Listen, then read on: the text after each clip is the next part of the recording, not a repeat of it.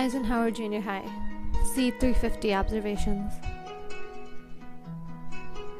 On the very first night of class, I was very excited to see that I had received a placement for my observations. I wanted to get started as quickly as possible. When I looked closer, however, I saw those three dreaded words, junior high school. No! That's what was going through my mind. To me, junior high students are like lost souls in between elementary school and high school. I mean, I find it hard to assess how much information they really understand. How do I know that what I'm saying, not only do they understand it, but they'll remember it? Well, I was about to find out, and what I did find out was totally different from what I had originally thought.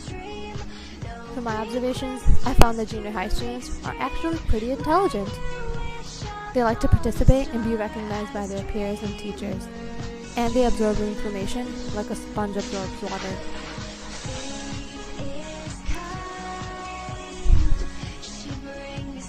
Also, I learned how incredibly difficult it is to wake up in the mornings, especially when school starts at 7:30 a.m. Quite honestly, I don't do mornings.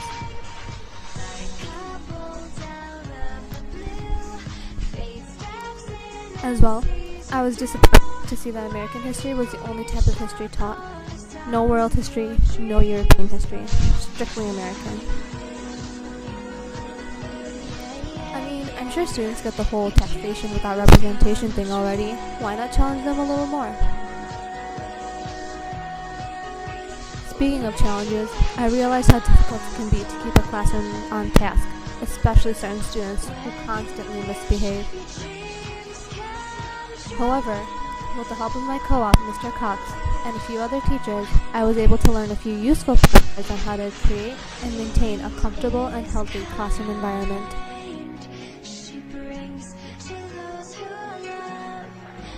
First off, you never, and I mean never, turn your back on the students. In other words, make sure you know what's happening at all times. Because, quite honestly, the students will think of something to do. Also, it's okay to allow students to work together with partners of their choice sometimes. It gives them a little freedom and a chance to let loose every so often, but not too often. And I also learned to try to create personal relationships with students by asking them about their weekend or acknowledging achievements in after-school activities. Along with learning what to do, I learned a lot of what not to do, such as never singling out one student to reprimand. It makes the student unwilling to cooperate with the teacher and even other students.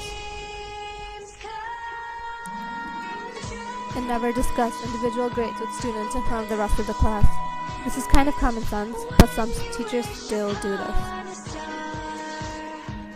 All in all, my experience at Eisenhower has taught me that junior high students aren't that bad or too weird.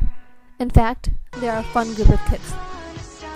In the end, I learned many valuable discipline tips that will be useful for me when I student teach next semester.